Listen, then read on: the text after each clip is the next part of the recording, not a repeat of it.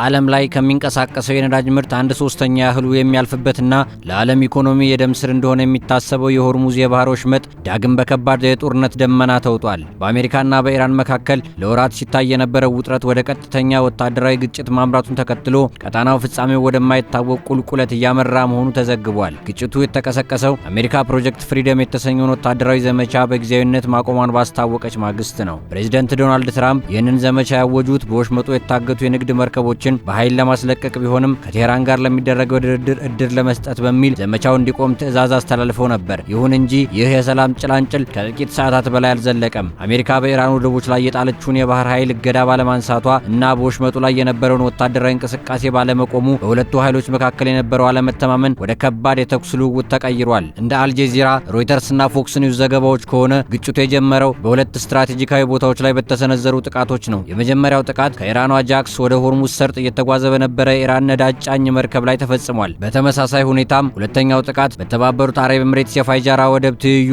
ወደ ወሽመጡ እየገባ በነበረ ሌላ መርከብ ላይ ያነጣጠረ ነበር። ኢራን አሜሪካን የተኩስ አቁም ስምምነቱን ጥሳለች በማለት ስትከስ፣ የአሜሪካ ማዕከላዊ እዝ ሴንቲኮም በበኩሉ ጥቃቱን የሰነዘረው በኢራን በኩል ለተሰነዘረ ትንኮሳ የአጸፋ ምላሽ ለመስጠት መሆኑን ገልጿል። ውጥረቱ እየተባባሰ በሄደበት ወቅት የአሜሪካ ጦር በኢራን ቁልፍ ወደቦች ማለትም በቃሽምና ባንደር አባስ ላይ የአየር ድብደባ ፈጽሟል። በተጨማሪም በከሚስ ሲሪክና በቃሽም ደሴት ዳርቻዎች ላይ የነጣጠረ የተቀናጀ ጥቃት መፈጸሙም ተረጋግጧል። የኢራን አብዮታዊ ዘብ የባህር ኃይል ለተሰነዘረበት ጥቃት ፈጣን ያጸፋ ምላሽ መስጠቱንም አስታውቋል። የሀገሪቱ የመንግስት ሚዲያዎች እንደዘገቡት ከሆነ ኢራን ለተቃጣባት ጥቃት ምላሽ ለመስጠት ጦሩ በ3 የአሜሪካ የጦር መርከቦች ላይ ጥቃትን ፈጽሟል። በጥቃቱም በሆርሙዝ ሰርጥ ምስራቃዊ ክፍልና በቻባሃር ወደብ ደቡባዊ አቅጣጫ በሚገኙ የአሜሪካ መርከቦች ላይ ከፍተኛ ጉዳት ደርሷል። በአሁኑ ሰዓት በዋና ከተማዋ ቴህራንና በደቡባዊቷ የባንደር አባስ ከተማ ከፍተኛ የፍንዳታ ድምጾች እየተሰሙ ይገኛሉ። የኢራን ጸረ አውሮፕላን መከላከያ ስርዓቶች ዝግጁ እንዲሆኑ የታዘዘ ሲሆን በኢራን በኩል አሜሪካ ሲቪል አካባቢዎችን ኢላማ አድርጋለች የሚል ክስም ቀርቧል። ጥቃቱን ተከትሎ የተፈጠረው የሆርሙዝ ወሽመጥ መዘጋት ስጋት በዓለም የነዳጅ ገበያ ላይ ወዲያውኑ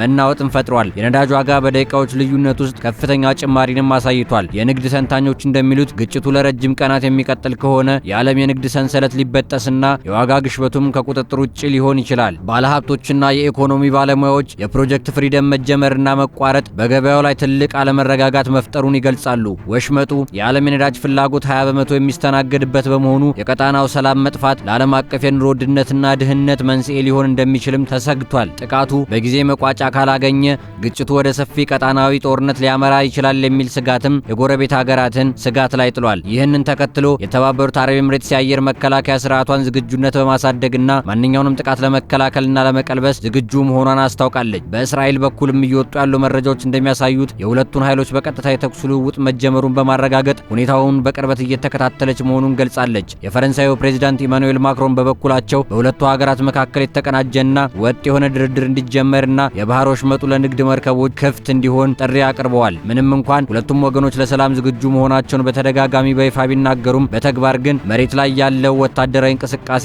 ተቃራኒውን እያሳየ ይገኛል። የኢራን አብዮታዊ ዘብ ያለኔ ፈቃድ የሚንቀሳቀስ ማንኛውም መርከብ ጠንካራ ምላሽ ይጠብቀዋል በማለት የዛተበት ንግግርና አሜሪካ የጣለችውን እገዳ ባለማንሳቷ ግጭቱ አሁንም እንደቀጠለ መሆኑን ማሳያ ነው። በአሁኑ ወቅት በሆርሙዝ ሰርጥና በኢራን ደቡባዊ ዳርቻዎች ላይ የሚደረገው ፍጥጫ ዓለምን በአንድ እግሩ አቁሟል። ግጭቱ በዲፕሎማሲያዊ መንገድ ካልተፈታ የ21ኛው ክፍለ ዘመን ታላቁ የኢኮኖሚና የወታደራዊ ቀውስ ሊሆን እንደሚችል የፖለቲካ ተንታኞች እየገለጹ ይገኛሉ።